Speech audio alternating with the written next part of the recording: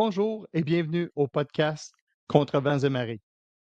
Mon invité d'aujourd'hui, Gabriela Isnardo.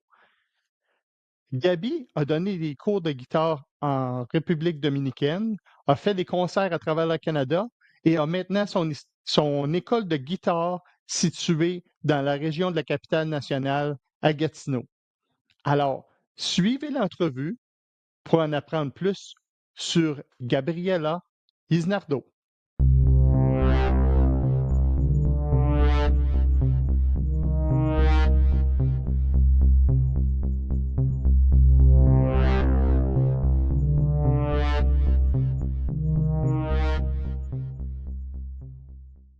Gabriela Isnardo, merci d'être venue au podcast. Euh, Je sais ça pas. fait un bout de temps, ça fait un petit bout de temps qu'on se connaît par l'entremise de l'école de guitare. Fait que c'est un plaisir de t'avoir au podcast. Ah, c'est mon plaisir. Ouais, j'ai l'impression que la discussion va être vraiment intéressante. Tu as un parcours de vie assez différent, je pourrais dire. Quand même, Fait un que, peu mélangé, ouais, ouais. ouais, fait que j'ai vraiment hâte d'avoir la discussion. Fait que je vais commencer avec l'introduction officielle. Alors, Gabriela, tu es née au Canada, tu parles trois langues, l'espagnol, l'anglais et le français. Tu as grandi dans une famille latino, ce qui t'a permis d'être immergé dans la culture espagnole. Après avoir étudié la guitare classique à l'Université d'Ottawa, tu as fait partie du duo Havana Sky, où tu as performé un peu partout au Canada, puis dans des festivals internationaux. Tu as aussi enseigné la guitare dans des conservatoires en République dominicaine, animé des programmes pour les Jeunesses musicales Canada. Mhm. Puis aujourd'hui, tu diriges l'école de musique Start Suzuki située à Gatineau et continues de partager ta passion pour la guitare à travers tes cours et tes concerts. Ça fait-tu un bon résumé? Ouais, c'est pas mal ça. Parfait. Alors, comme d'habitude, je te dirais, on commence avec le tout début. Fait que t'es né au Canada. Dans quel coin t'es né? Moi, je suis née à Ontario, Ottawa, du côté, OK. ouais, du côté Ottawa. Euh, ouais. Mes parents, dans le fond, sont péruviens argentins. Donc, j'ai mon père est argentin, ma mère est péruvienne. Mais c'est ça, ils sont venus au Canada pour avoir des enfants ici. Moi, je suis née au Canada, mais on voyageait quand même très souvent au Pérou puis en Argentine quand on était jeunes. Puis, t'as-tu des frères et sœurs? Ouais, j'en ai trois. On est quatre en tout. Donc, j'ai une grande sœur, un petit frère, puis une petite sœur. OK. Intéressant. Euh, puis, dans le fond, t'as toujours demeuré dans la région d'Ottawa? Non, je me suis déplacée un peu, mais c'était Ottawa, Montréal, puis là, je suis rendue à Gatineau. OK. Mais dans ta jeunesse, souvent Ottawa, puis c'est quand t'as grandi qu'après ça, C'est ça, t'as ouais. déménagé un peu. OK, parfait. Puis, t'as été à l'école standard, j'imagine, ou t'as-tu été à l'école, je sais pas, à Ottawa, il y a beaucoup plus de différentes sortes d'écoles, je crois que normalement dans les villes au Québec, là, tu as des écoles catholiques, tu as des écoles publiques, tu as des écoles privées. Un petit peu différent qu'au Québec où est-ce que tu as les écoles privées puis les écoles publiques, c'est tout, là, je crois, là. Ouais, ouais. Moi, mes parents ils m'ont mis dans une école primaire catholique francophone. Puis après ça, dans le fond, ils voulaient que j'apprenne le français. Ils parlaient que l'espagnol à la maison. Donc, ils se sont dit que de 5 ans, ils m'ont mis dans une école francophone. Débrouille-toi. Euh, puis après ça, quand j'étais rendue sixième année, ils se sont décidés que fallait que j'apprenne l'anglais. Donc là, ils m'ont mis dans une école secondaire publique anglophone. J'ai fait 2 années dans une école secondaire, puis après ça, j'ai reparti dans une autre école dans le programme baccalauréat IB, aussi en anglais, avant d'aller à l'université. Oh mon Dieu, Donc, j'ai fait intéressant. 3 écoles, ouais. Fait que dans le fond, tu as fait ton école primaire dans, comme tu disais, en français, après ça, secondaire en anglais. Puis, t'as-tu fait du collège ou université ou comment que ça part à partir de là? Ouais, j'ai étudié à l'Université d'Ottawa. Donc, je me suis graduée de l'université en musique, en guitare classique performance. Puis, dans l'université, c'était quand même un mélange. J'ai pris des bourses pour prendre des cours en français. Donc, ça faisait la moitié de mes cours en français, puis l'autre moitié en anglais. OK. Ouais. Puis, pour ta passion pour la guitare, Hmm. ça a commencé quand environ? Ah, je pense que, je me souviens même pas, j'étais tellement petite. Ma mère est une enseignante de guitare. Puis donc j'ai grandi vraiment dans une maison très musicale. Ma grande sœur elle jouait déjà le piano. Euh, Mes parents toute la vie ont toujours mis de la musique dans la maison. Tu sais, il y avait jamais un moment de silence chez moi. C'était toujours de la musique partout.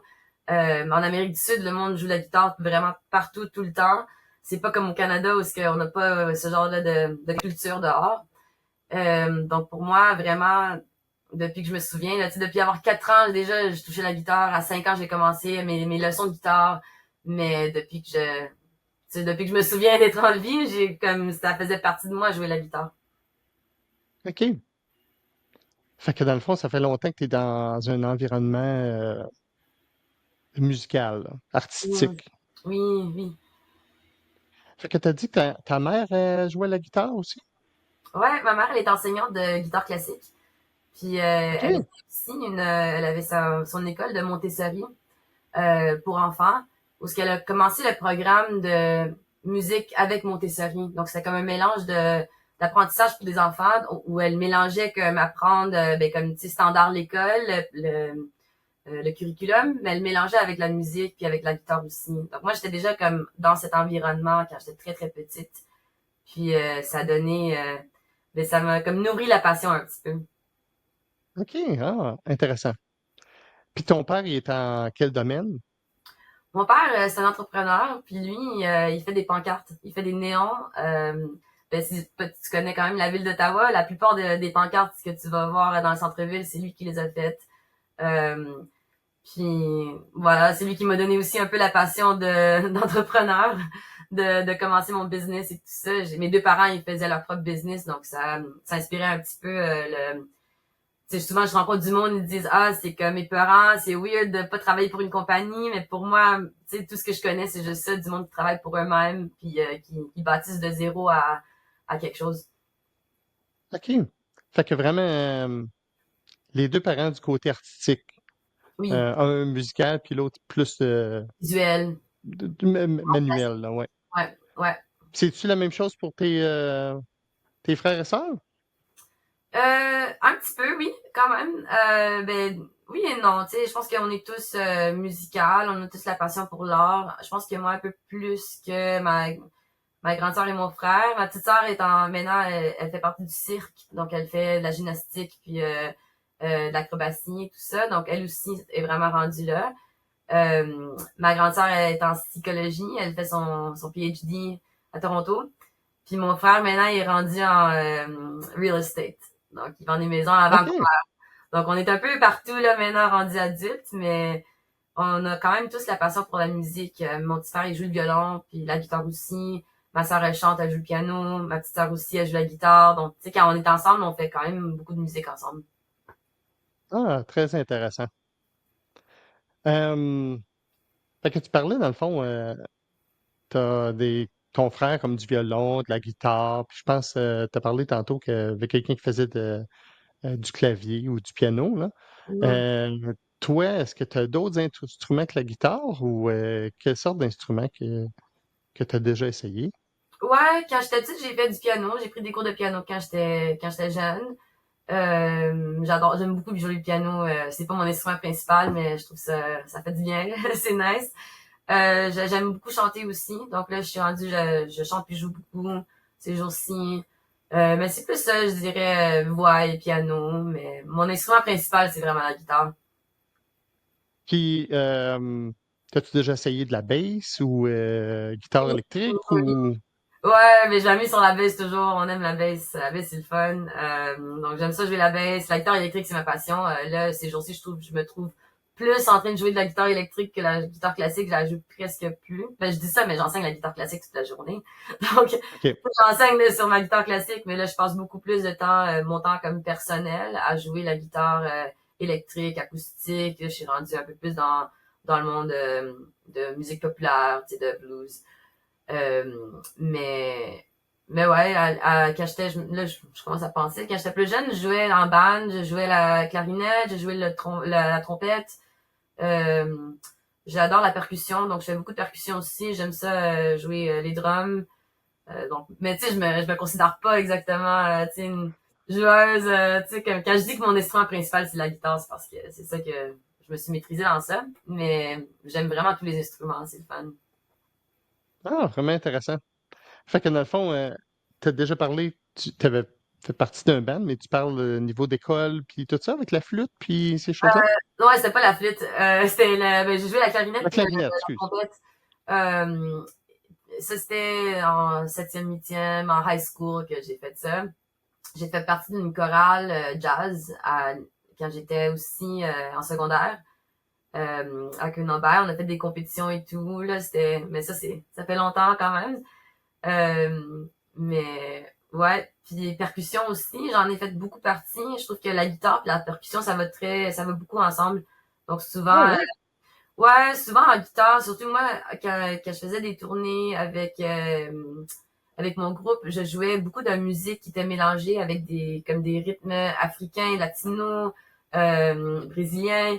Souvent, ça incorporait beaucoup de percussions, même juste de taper sur la guitare. Puis ça, je trouve ça se transmet facilement quand tu prends, tu sais, un cajon ou des bongos ou même un drum kit. Tu sais, c'est la technique peut être différente, mais le rythme est toujours là. OK. Ah ouais, ouais, ouais. Euh, Par contre, ma fille qui prend des cours de guitare avec toi, ça a donné qu'on a eu un petit clavier que quelqu'un nous a donné il y a pas longtemps. Puis j'ai resté surpris de voir qu'elle était embarquée là-dessus, puis elle était capable de relativement bien, genre, copier qu'est-ce qu'elle avait appris au studio sur le clavier. Fait que, c'est-tu vraiment similaire ou c'est juste un addon comme ça ou Ben, je trouve que les notes, je c'est comme dirais, là? ouais, moi j'aime ça le décrire comme la musique, c'est comme une langue. Donc c'est comme si tu parles une langue, tu sais, français, anglais, espagnol, ça fait rien. Si tu parles la langue de la musique, c'est pareil sur tous les instruments.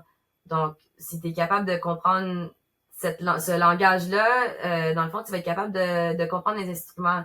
Puis tu sais, une note en musique, ça va être pareil le ton, il va être différent, tu sais, le timbre, je peux dire ça en français. Oui, Mais oui. dans le fond, la note comme telle, c'est la même note sur tous les instruments au monde. Donc, si tu es capable de reconnaître une tune à l'oreille, tu devrais quand même être capable de la mettre sur n'importe quel instrument si tu comprends ce langage. Donc, oui, si t'es bon musicien, tu devrais être capable de quand même prendre des instruments puis de, tu sais, transmettre ce que tu connais déjà sur l'autre instrument. Là, après ça, c'est le côté technique parce que ça devient plus difficile. OK. Ah, vraiment intéressant. Euh, Fait que tu as gradué de l'école d'Ottawa, puis après ça, as-tu eu d'autres petites... t'as-tu travaillé? T'as-tu tout de suite commencé en musique ou comment a été ton parcours là-dedans? Là? Ouais, donc moi, ben, je me suis graduée de secondaire, puis après ça, dans le fond, j'étais pas trop sûre de ce que je voulais faire dans ma vie. Ma passion, c'était de la musique, mais je voulais pas, j'avais peur que si je rentrais en musique, ça allait comme tuer ma passion pour la musique. Donc, je voulais pas rentrer en musique, c'était quelque chose que c'était une petite peur. Puis j'ai fait une année de communication en premier avant de faire le switch en musique. Donc j'ai étudié OK. 1 an en communication à l'université. Pendant ce temps-là, j'avais comme 5 jobs, je pense.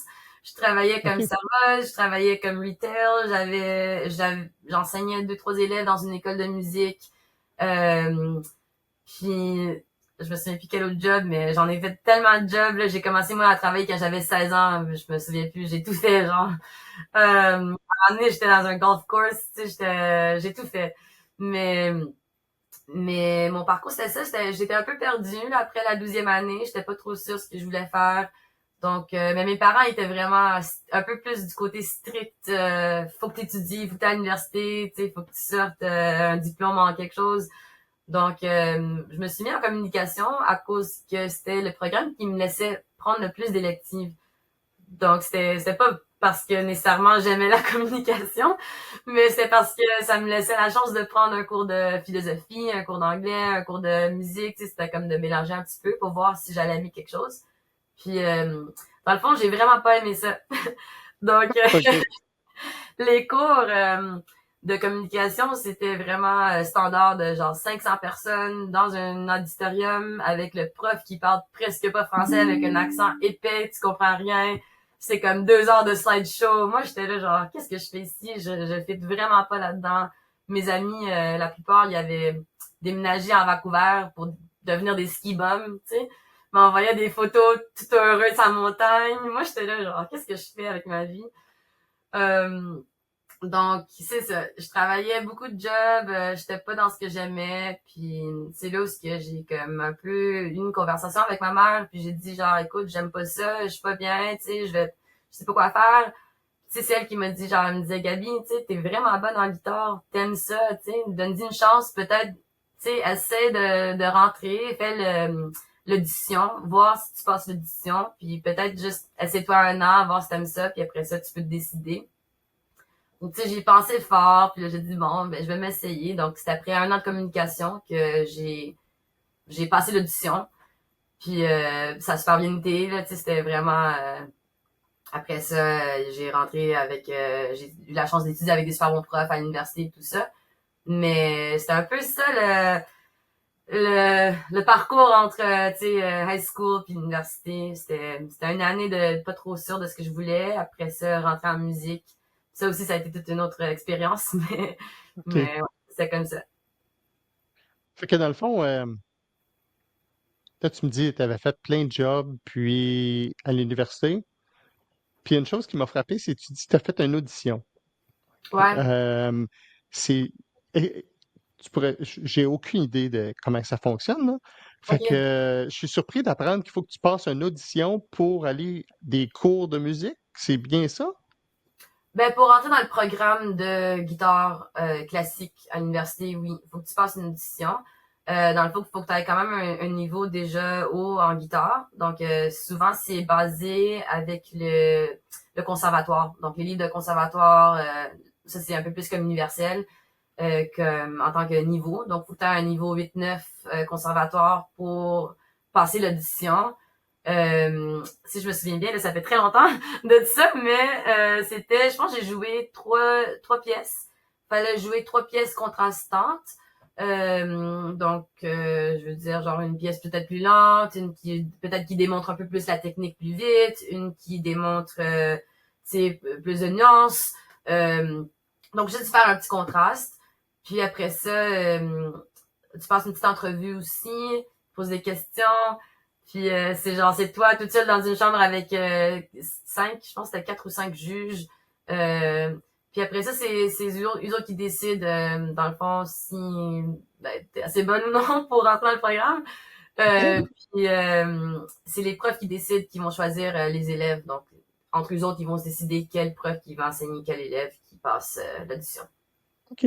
Puis, sais-tu voir si c'est des programmes qui sont contingentés ou j'imagine s'il y a 5 personnes qui t'évaluent, c'est parce que c'est pas moi qui connais aucunement la guitare, là, j'ai pas de chance, là. Tu sais, on s'entend. Ben, genre, rendu déjà là, tu sais, moi, j'étais déjà dans un niveau quand même haut de guitare classique pour passer l'audition, là. Faut déjà que tu sois rendu à un certain niveau, ouais. OK, OK. Ouais. Fait que dans le fond, tu as étudié combien de temps à l'université en guitare? J'ai fait mon bac, donc c'était 4 ans, 4 années de guitare. Les premières 2 années, c'est comme général, musique. Puis après ça, tu passes une autre audition pour rentrer dans le programme performance. Puis là, c'est les 2 dernières années où ce que tu fais le programme de performance. Puis c'est là que genre l'examen à la fin de l'année, c'est comme tu fais un gros concert là, de 1 heure devant un grand public à Tabaret, c'est une belle salle, aussi avec des juges, mais c'est quand même intense. Fait que le concert, 1 heure de temps, c'est toi tout seul ou c'est plusieurs personnes? C'est tout seul. Ouais. Ouais, moi, j'avais la chance, Wow! j'ai fait une ou deux chansons, j'ai joué deux pièces avec mon duo que j'avais, donc j'ai comme fait un petit ajout, mais dans le fond, c'est tout seul, c'est quand même peurant, c'est pas, personnellement, c'est pas ma forme préférée de performance. Moi, je m'amuse beaucoup plus sur scène quand je suis avec amis ou avec une bande, ou, tu sais, je trouve ça c'est moins stressant, je trouve. Ben, T'es surtout si tu as dans ta tête. des juges qui sont là pour t'évaluer, fait que tu as la pression de vraiment pas faire d'erreur, puis ainsi de suite, là, comparativement quand c'était un jam pour avoir du plaisir, puis que c'est la famille puis des amis, là. 100%, 100%. Ouais, c'est le monde classique, c'est très différent, c'est très rigide, c'est plus évalué, compétitif. Dans le fond, c'est beaucoup de choses que j'aime pas beaucoup du monde classique. Ce qui m'a OK? vraiment amené à ouvrir ma propre école puis de faire des petits changements pour moi, tu sais, dans mon monde parce que oui, j'ai fait tout ça, j'ai passé à travers tout tu sais, ce que l'université demande.